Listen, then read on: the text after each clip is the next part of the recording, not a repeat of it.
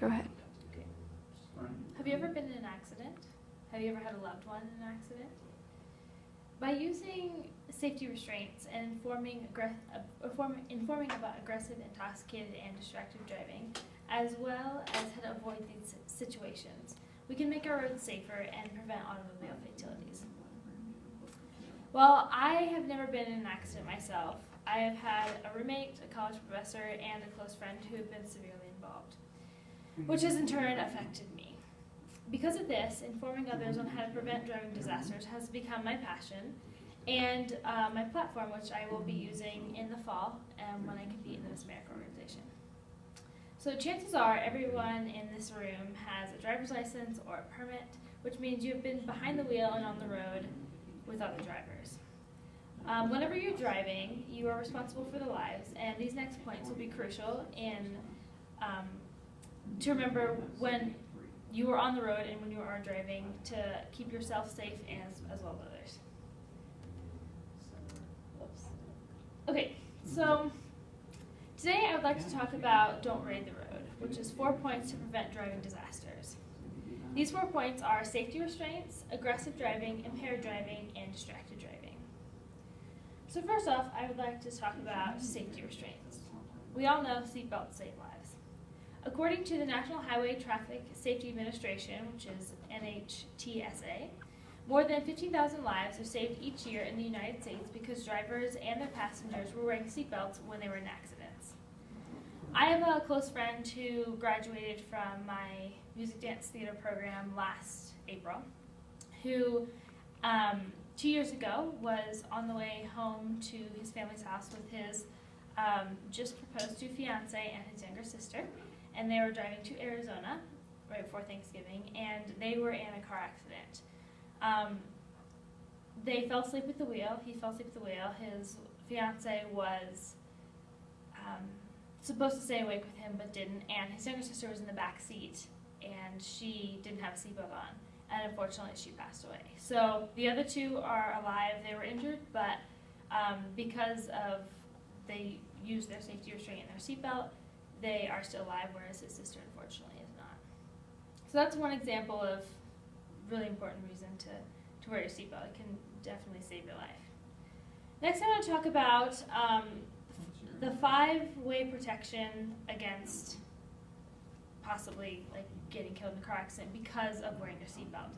So someone named Angela Osthuber, who's the director of Pennsylvania Traffic Injury Prevention and Protection in Media, Pennsylvania, she says a seatbelt can do 5 things.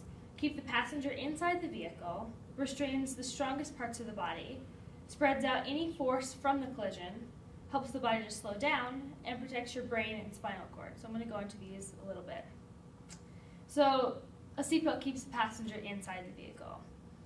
Osthuber states that people thrown from a vehicle are 4 times more likely to be killed than those who remain inside.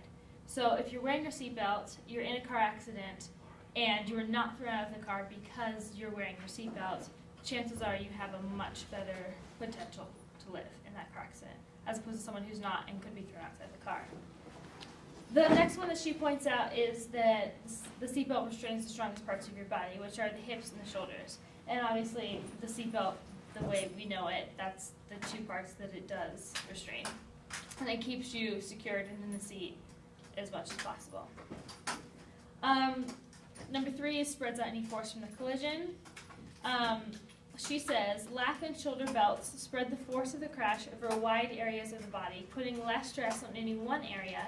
They can help you avoid serious injuries. A shoulder strap also helps keep your body and head away from the dashboard, steering wheel, and other hard interior parts of the automobile should you hit them upon the crash. And then when seatbelt helps the body to slow down, a quick change in speed is what causes injury. So if you're moving at 50 miles an hour and you immediately stop, your body's going to keep going. It's going to still have that momentum, and that's when you could hit something in the car, fly out of the car, because your body's still moving, whereas the car was impacted and stopped. And so seatbelts extend the time it takes for you to slow down in a crash. So you slow down with the automobile as best as possible.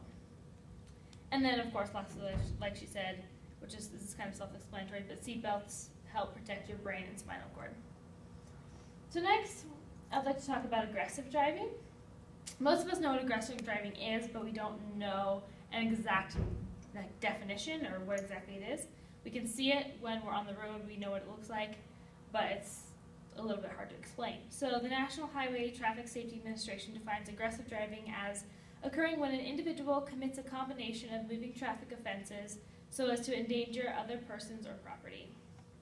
So a few points to see if any of us out here are aggressive drivers would be this. Do you express frustration, fail to pay attention when driving, tailgate, make frequent lane changes, run red lights, or speed? So express frustration would be taking out your frustrations on fellow motorists, which can lead to vehicle and automobile crashes.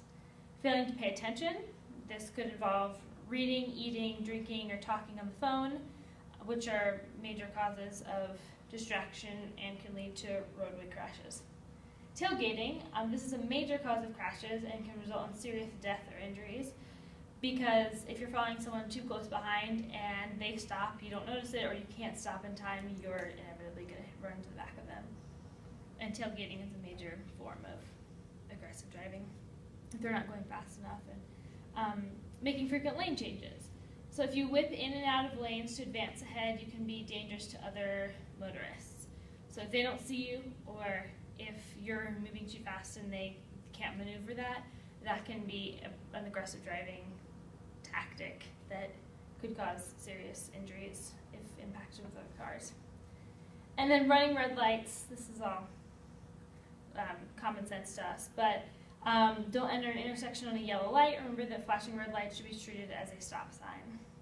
And then speeding, going faster than the posted speed limit, being a road racer, and going too fast for conditions are some examples of speeding. And this would include also, like, if there's construction going on and they have a suggested speed limit sign, you want to follow that.